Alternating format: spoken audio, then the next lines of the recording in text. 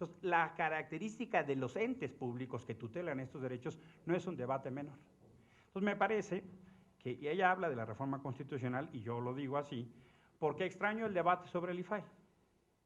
Llevamos 2 reformas constitucionales y el IFAI no es autónomo.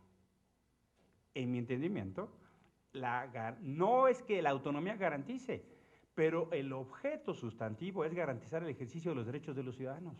Entonces, por supuesto que yo veo conflicto de intereses cuando tienes una dependencia que no es autónoma y que tiene que revisar las cuentas de quien tiene que revisar, por poner solo un ejemplo.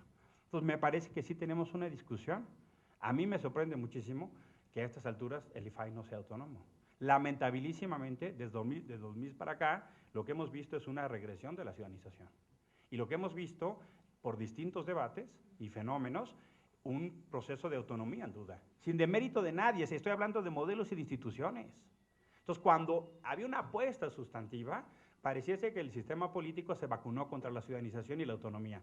Entonces, en los últimos 20 años, 30 años, México ha construido un complejo andamiaje de organismos públicos autónomos, esencialmente con 2 vertientes, o con poblaciones específicas o con temas o derechos específicos.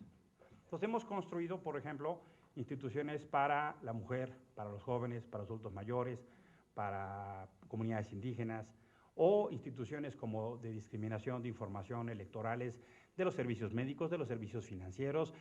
¿Para qué invertimos tantos millones de pesos en estas instituciones? ¿Para qué tenemos este andamiaje complejo si lo que hace es como un árbol de Navidad?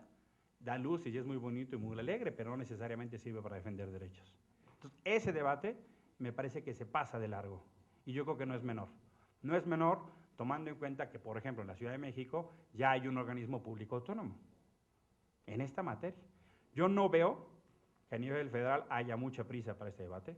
Yo no veo que estén muy incómodos con un IFAI que no sea autónomo. Y me parece que es indispensable en la lógica de caminar para buscar la mejor garantía de ese derecho, que el IFAI sea autónomo. Entonces, el tema tiene que ver con el dilema de una democracia que garantiza el ejercicio de los derechos. Y en este caso, aproximarnos a una democracia que ubique en lo sustantivo, para el término de relación entre gobernantes y gobernados, el derecho al acceso a la información.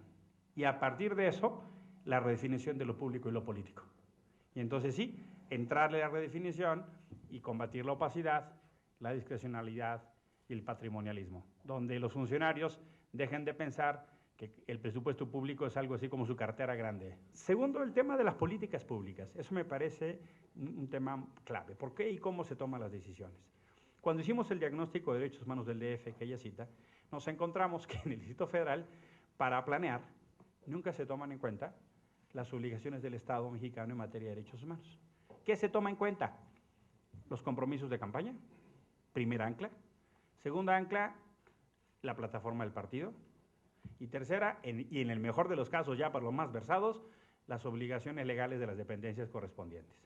Entonces, no hay una conexión entre la planeación de la obra, de la gestión de la obra pública, con el presupuesto y con el cumplimiento de los derechos humanos. Entonces, hay una ruptura de puentes y cuando se habla de derechos humanos se piensa que entonces es cosa de la Comisión, ¿no? Y no se ubica que los primeros responsables de tutelar y promover y defender los derechos humanos son los servidores públicos. La verdad me llama mucho el ejercicio de Paulina, porque es de los pocos ejercicios que yo conozco que el saque, así de raquetazo inicial, es el derecho internacional de los derechos humanos. Son pocos los ejercicios que se aproximan. Lo primero que nos receta es una sentencia de la Corte Interamericana de Derechos Humanos. Y entonces está haciendo un ejercicio que pedagógicamente es muy importante en nuestro sistema político, que es decir, oigan, tenemos obligaciones a la comunidad internacional y que nuestra Constitución dice que son parte de nuestra ley interna. Entonces, el cumplimiento del programa no tiene que ver solo con una serie de revisiones que garantice la voluntad del cumplimiento, sino la incorporación, por ejemplo, de otra serie de actores que ayuden al monitoreo. Y eso me parece muy valioso lo que ella dice. Vamos monitoreando cómo se cumple el programa nacional y a partir de ese monitoreo de exigibilidad ciudadana, vamos viendo cómo se va transformando lo estructural.